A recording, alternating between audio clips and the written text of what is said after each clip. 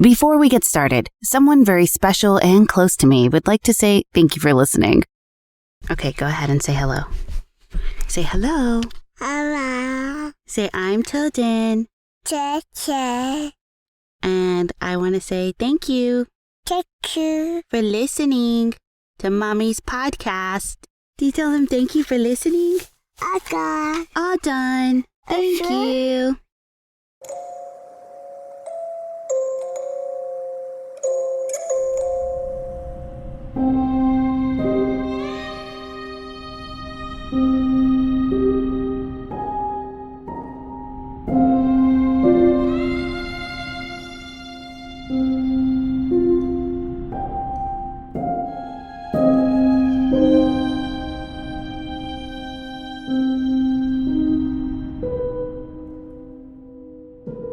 Welcome back to It's Haunted, What Now? I'm your host, Lainey.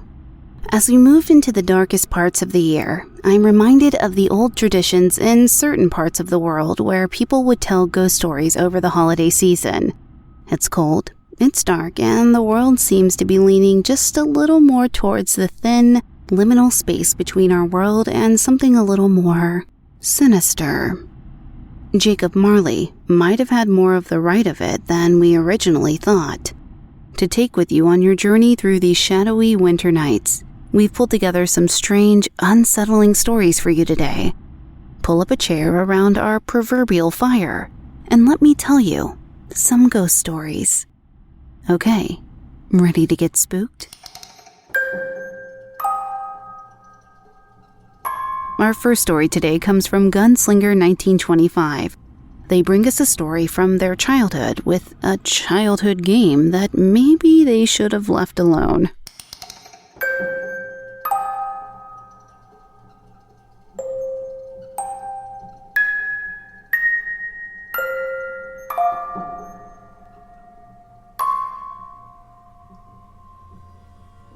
I grew up in Cochise County, Arizona. Back in 87 or 88, my sister thought it would be fun to buy a Ouija board and play around with it. I was in the 5th grade at the time, and she was in the 3rd. We both used it with our friends, amazed at the possibility of reaching out to the dead. We asked all the obvious questions about our futures and what heaven looked like. I suspected one of my friends was the one controlling the planchette, since everything for my future sucked, while his was setting him on the path to be richy rich. Everything about our game changed, however, when some of my mom's students came over to hang out with us. Things were different in the 80s. 2 of my mom's students, we'll call them CJ and JT, adored her. When my sister told them about the Ouija board, their teenage brains kicked in. It was a weekend night, and my dad was working the late shift. The 5 of us my mom had joined in were having a session when things went a little off the rails. The 2 students began to contact something a little more malevolent, an entity that claimed to be Satan himself. CJ and JT immediately tried to make it leave.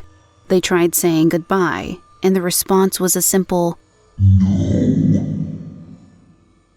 The entity was taunting them, and they quickly started to freak out. I remember my mom trying to make it leave as hard as she could, quoting scripture to help the process, and still it refused. Then it started to spell out a name on the Ouija board. It was a last name, and suddenly the energy in the room changed. It wasn't cold, it was just weird. After a bit, we walked away from the board. I distinctly remembered that my mom had left the planchette on the letter R because it was the first letter of my friend's last name. She didn't care. Everyone was too spooked to stay. We left the board alone and went into the family room to decompress and watch a movie. Roughly half an hour later, the doorbell rang, with another one of my mom's students stopping by. It was at this time that I remembered the board, and I went back to check on it. To my shock, the planchette had moved to the letter P, which is the first letter of our last name. I told my mom this, and she brushed it off as me doing it to mess around. I think it scared the hell out of her. We ended up picking up the board and putting it in the closet in my sister's room. Afterwards, she claimed she'd hear voices coming from it at night. We ended up finally getting rid of the board after a close family friend saw it and completely freaked out. We never had anything strange happen after that. Recently, I was speaking to CJ again. She says she doesn't remember anyone being in the room with the Ouija board when the planchette had moved, but she did comment that it spooked her. To this day, neither my sister nor I have ever purchased a Ouija board again.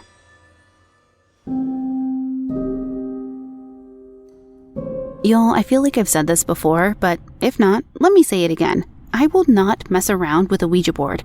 There are too many stories of too many things going wrong with them for me to ever want to risk it. And I remember when I was younger, one of my best friends, her mom had like a witch board, is what they called it, in her closet, and I was so terrified. Her place was also extremely haunted. I remember seeing a ghost there. It's a whole long story. I gotta write it out for you guys. Anyways, I just have to say, I feel like you're lucky to have gotten away with so few consequences as it is. So please, do not, I repeat, do not purchase another Ouija board. Our next story comes from Jaddy2306 with the tale of a house their sister lived in and a terrifying experience within.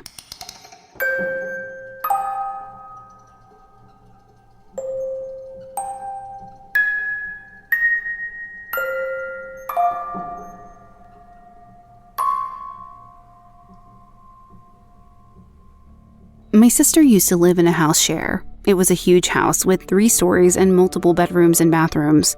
At the time, my sister was the only one living there, so all the other rooms were vacant, while my sister's bedroom was on the ground floor next to the kitchen.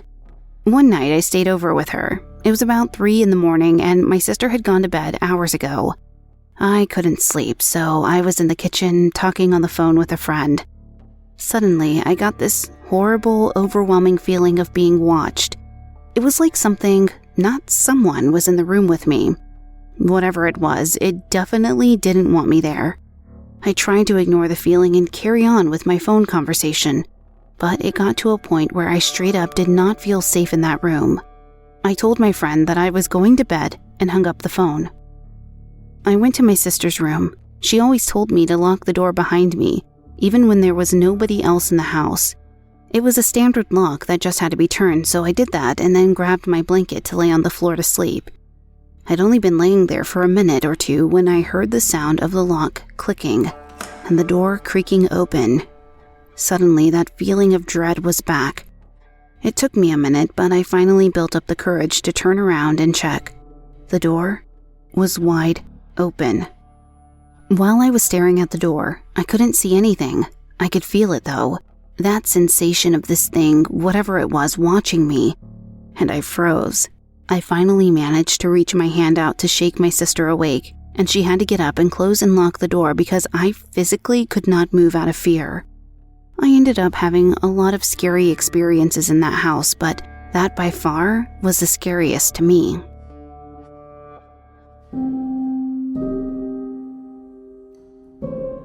Ew. The door being open in this one gets me every time. I'm always the type to make sure doors are locked and closed tightly. I take security very seriously, so if I found something like this, I don't know what I would do. I probably would freeze too. I maybe would try to say hi, run away, see if they want to be featured on the show. I mean, what would you do, right? I mean, what would any of us do when faced with this sort of uninvited visitor? And if you have had an experience, I'd love to hear about it. Our next story is from The Doctor Is In 22. They bring us a strange tale that truly encapsulates the title of It's Haunted. What Now?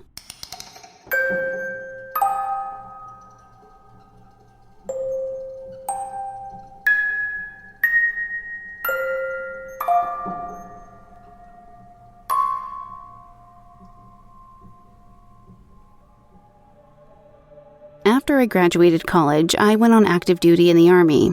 After schooling was done, I got my own apartment. Furniture was expensive, and it took me a long time to get a bed, a couch, etc.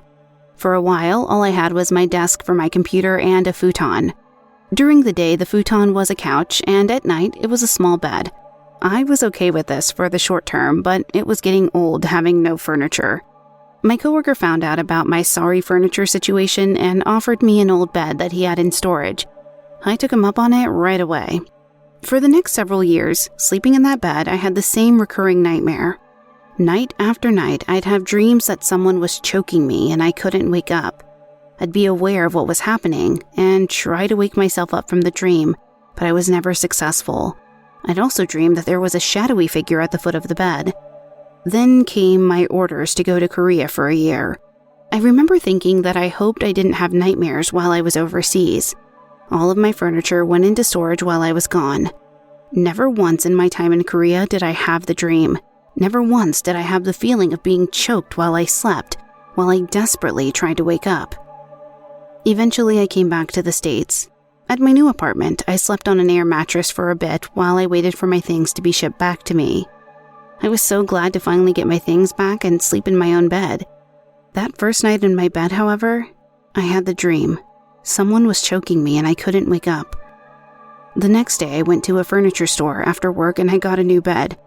I never had that dream again. Eventually, I gave my original bed away to a friend who needed it for a guest room. I didn't mention that the bed was probably haunted. No one believes that stuff anyway, right?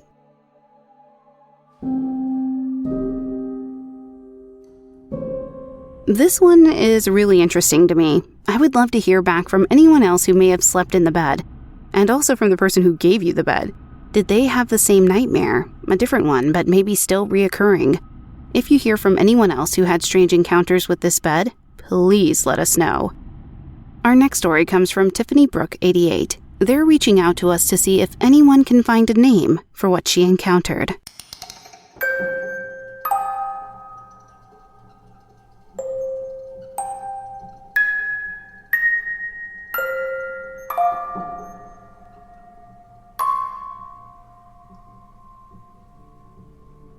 I live very close to the Appalachian region of the U.S. Our family lives on a large farm, and we've all seen strange things from time to time. We just accept it as part of the land and keep on about our lives. I live next door to my grandmother. My husband and I have seen all sorts of strange things. Black masses, the Watcher, and even a cowboy-shaped mass up near her house. Yesterday evening, however, I witnessed the weirdest entity I have ever encountered. We were outside talking when all of a sudden our dog alerted toward the front porch and started growling.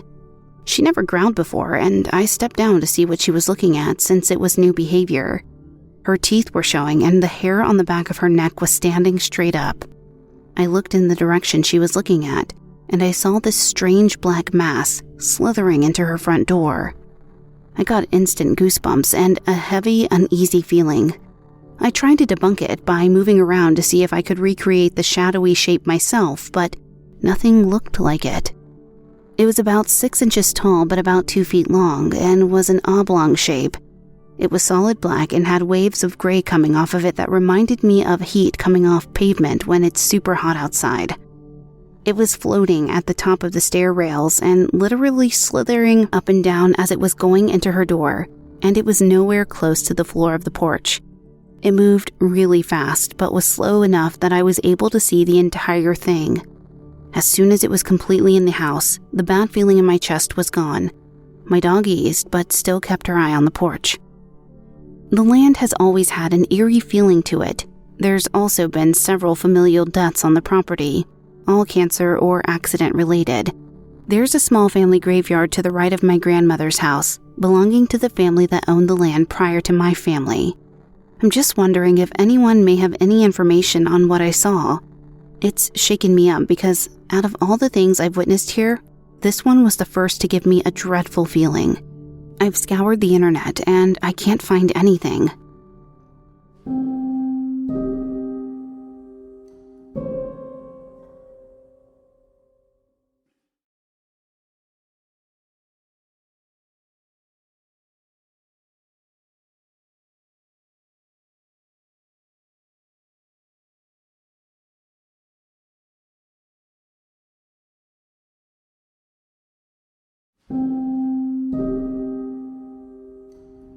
Well, I'm stumped just as much as you are. I wonder if anyone else out there has any ideas on what this could be.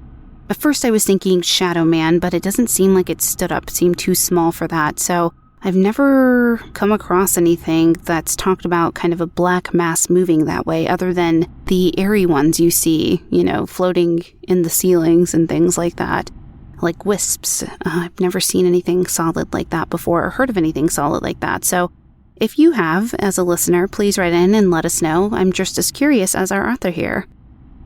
Our next story is from Jaded Astronomer 411, who also tells of a strange unexplained visitor, but this one seems to be making itself quite at home.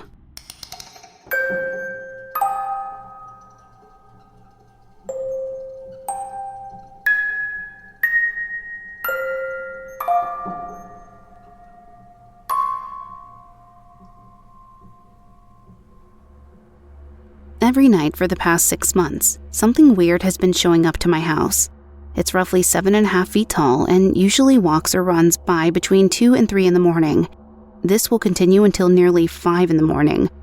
It will pause for a long time, staring at me through my window.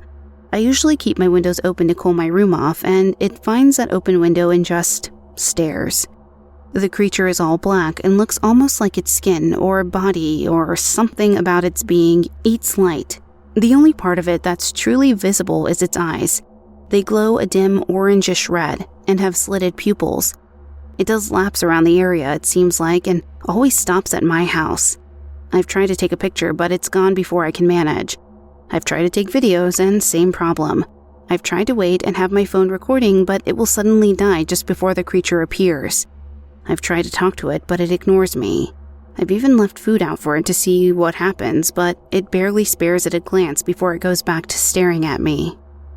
I've run into strange things in my life. I've run into skinwalkers and other things, and have had a run with a wraith, and a bunch of other weird, unexplainable things, but this isn't like any of them. It doesn't do anything but just stare.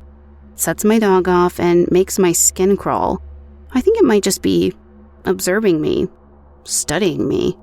That almost feels worse than if it tried to do something.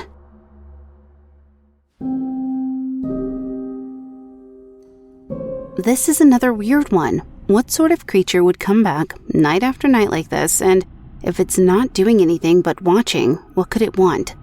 I agree with you that it feels much more sinister, knowing that it's just there, not knowing what it could want.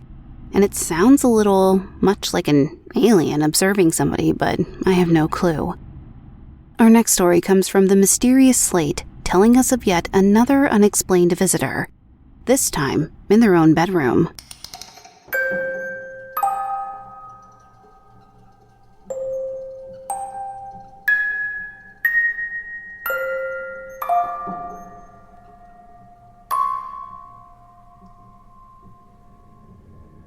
One night as I was sleeping, I heard what sounded like heavy boots going down the stairs.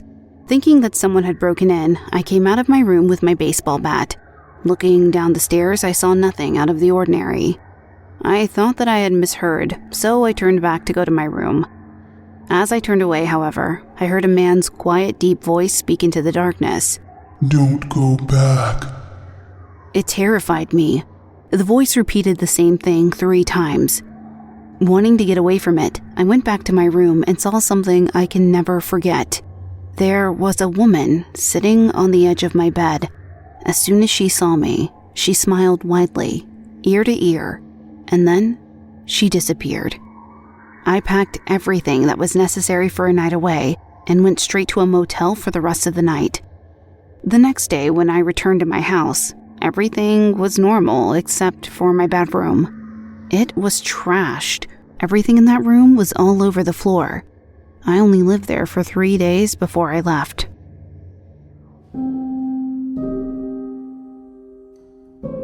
I won't lie, I would have been out of there pretty quickly too. Seems like you had not 1 but 2 visitors in that house, and even though one was definitely more friendly-ish than the other, I'm still not sure I would have stuck around very long to find out exactly how friendly or unfriendly they could be. Our next story comes from Midnight Lays, who brings us a tale about why they now believe in the paranormal. Oh, goody.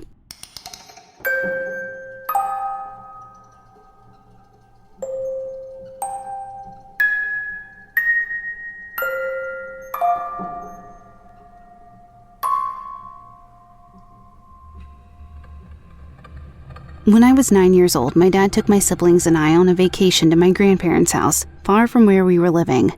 My grandparents' house was a deteriorating ancestral house, but some of the rooms were newly renovated. Everything was always under construction and things were constantly a mess. I remember the TV was in the kitchen because we couldn't use the living room. It was around midnight one night and we were watching a TV show with my cousins, my sister, and my aunt.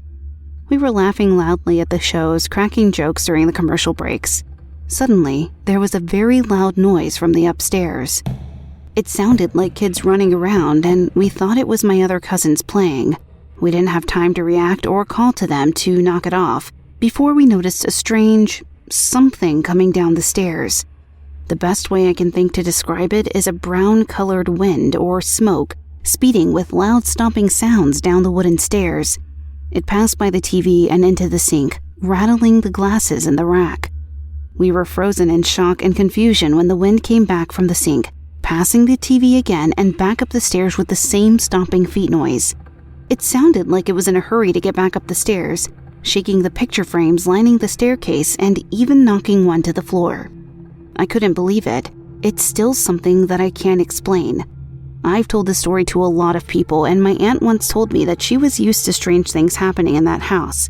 She and my dad had witnessed it all the time as kids. They seemed to brush off what happened, but as I was so young when it happened, I was terrified to my core. That experience is something that will haunt me forever, even now into adulthood.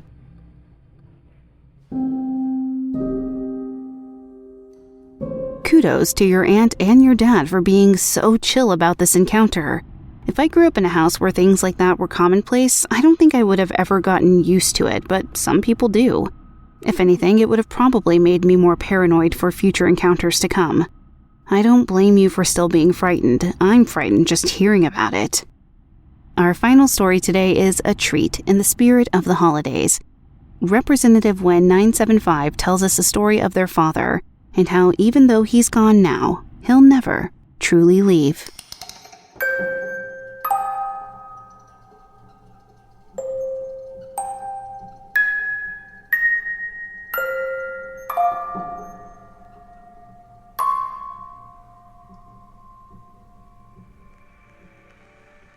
"5 years ago, my dad died.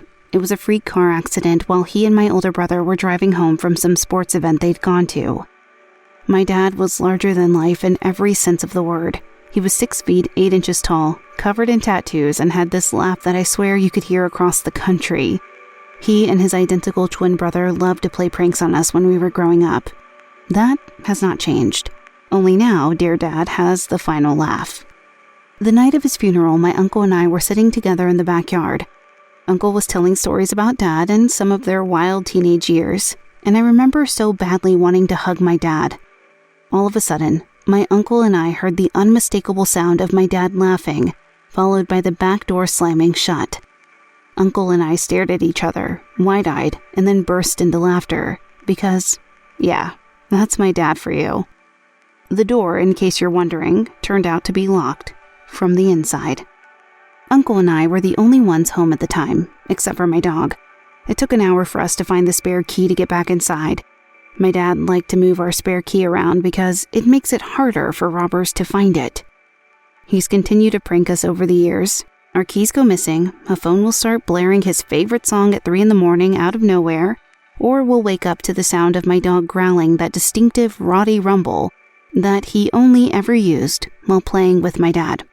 His laughter is always heard, as well as the scent of Old Spice, his favorite cologne. We miss him every day, but he always manages to remind us that he gets the last laugh nowadays.